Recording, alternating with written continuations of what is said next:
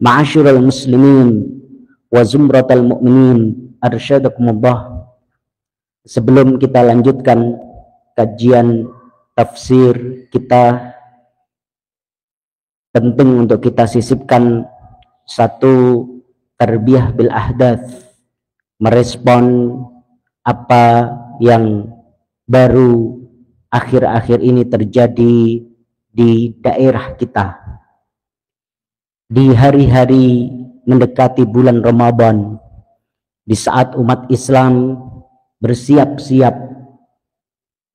secara ilmu, secara ruh, secara fisik untuk menghadapi bulan Ramadan, menata hati, meningkatkan kekhusyuan. Kita dikagetkan di Surakarta ini adanya acara festival halal dan non halal. Ini ikhwah fillah arsyadakumullah tentu menodai kekhusyuan kita, kenyamanan kita, kedamaian kita, dan persiapan hati kita untuk menyambut bulan yang suci ini. Kalau tahun yang lalu mereka terang-terangan mengadakan festival non halal atau festival haram, maka tahun ini mereka membuka 2 stand festival kuliner halal dan non halal. Ini mungkin menurut mereka adalah upaya untuk mengakomodir kaum muslimin yang ingin menikmati kuliner halal. Tetapi justru yang terjadi dan yang kita rasakan ini justru merupakan bentuk talbis bainal haqqi wal batil, mencampur adukkan antara yang hak dan yang batil, antara yang halal dan yang haram. Dan ini tentu jebakan.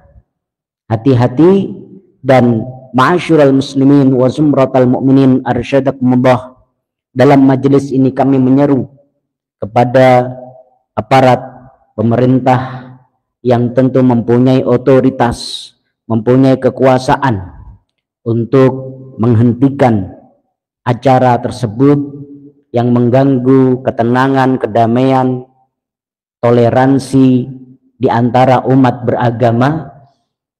Dan tentu yang lebih penting dari itu semua adalah kami ingin mengingatkan kepada segenap kaum muslimin tentang pentingnya makanan halal. Sekali lagi, tentang pentingnya makanan halal. Kita dapatkan masih banyak dari kaum muslimin yang belum aware, belum peduli, belum waspada berkaitan dengan urgensi makanan halal. Secara hitung-hitungan bisnis, yang namanya orang jualan, yakinlah tidak akan bisa bertahan.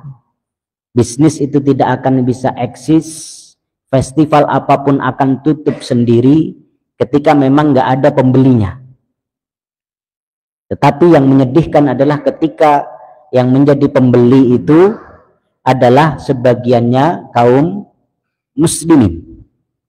Maka selain kita, para dai, juga para ulama, berbagai elemen umat Islam berusaha mencegah terjadinya atau terselenggaranya acara-acara serupa, tetapi ada yang lebih penting.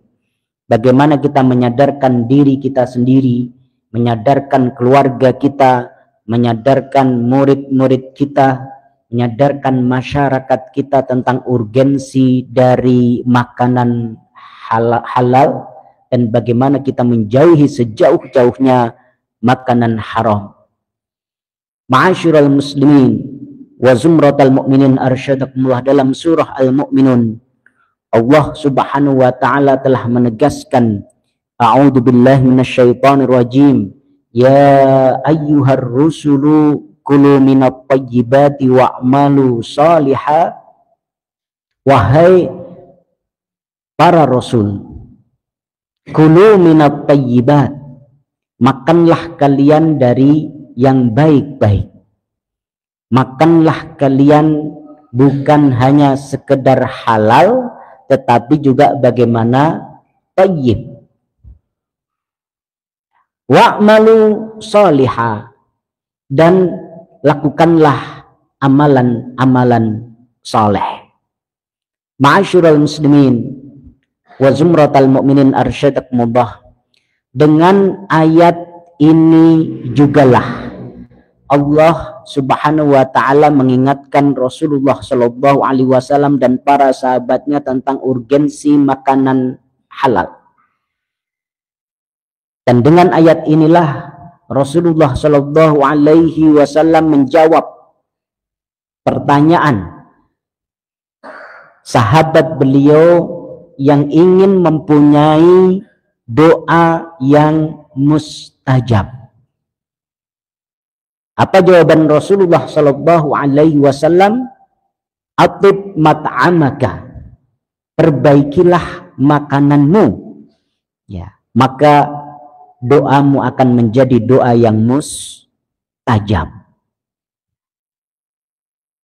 Ini ikhwafillah arsyadakumullah. Para nabi dan rasul saja Allah perintahkan untuk kulu minat thayyibat. Dan kalau kita perhatikan ayat ini, setelah Allah Subhanahu wa taala mengingatkan kita tentang pentingnya makan makanan yang baik, kulu minat thayyibat, berikutnya adalah wa'malu shaliha, dan laksanakanlah amalan-amalan yang baik.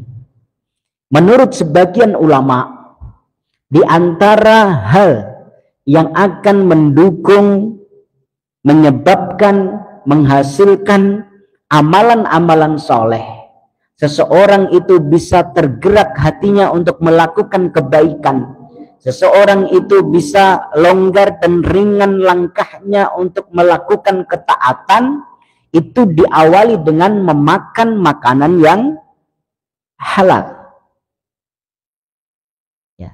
Dua hal ini disebut dalam satu ayat.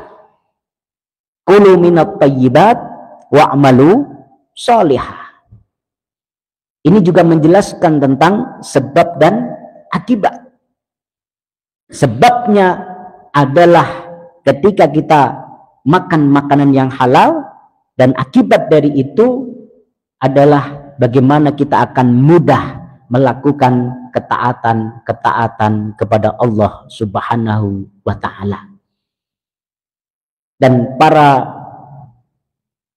pakar pendidikan, para pakar pengembangan diri mengingatkan kita, you are what you eat. Bagaimana Anda adalah apa yang Anda makan. Ya. Apa yang kita makan, itulah yang akan terwujud pada tingkah laku kita, yang akan terwujud dalam pola pikir kita, bukan hanya secara biologis, secara kesehatan, tetapi juga secara karakter. Maka ikhwah filah arsyadakumullah, para ulama mengingatkan, kalau kita dapatkan anak-anak kita begitu sulit kita ajak untuk melaksanakan sholat, begitu berat, malas untuk membaca ayat-ayat Allah, mempelajarinya, begitu sulit bagi kita untuk mendidiknya, mengarahkannya, menasehatinya, kita rasakan hatinya keras, bebal, dan lain sebagainya. Di antara yang perlu kita evaluasi adalah makanan yang kita suapkan kepada mulut-mulut anak kita, apakah itu makanan yang halal atau bercampur dengan sesuatu yang haram, baik haram secara zatnya atau haram dalam cara mendapatkannya. Ini ikhwah fillah arsyadakumullah, seperti yang diingatkan oleh para ulama tarbiyah. Ya.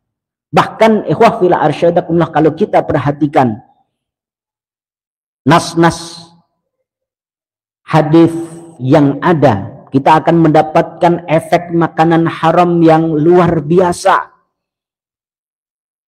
Bukan hanya pada karakter kita, akhlak anak-anak kita, tetapi lebih dari itu berpengaruh pada qabul, diterimanya ibadah kita yang kita lakukan. Ya. Kalau kita perhatikan dalam sebuah hadis tentang seorang musafir yang dalam kondisi lusuh, berdebu, pakaiannya kotor, dalam kondisi kehausan, dalam kondisi kelaparan, kemudian mengangkat tangannya berdoa kepada Allah Subhanahu wa taala, tetapi ma'kaluhu haram, ya, mashrabuhu haram wa ghudhiya bil haram, ya. Apa yang dimakan adalah haram, apa yang diminum sesuatu yang haram, ya, anna yustajabulah, bagaimana doa-doanya, permintaannya bisa dikabulkan.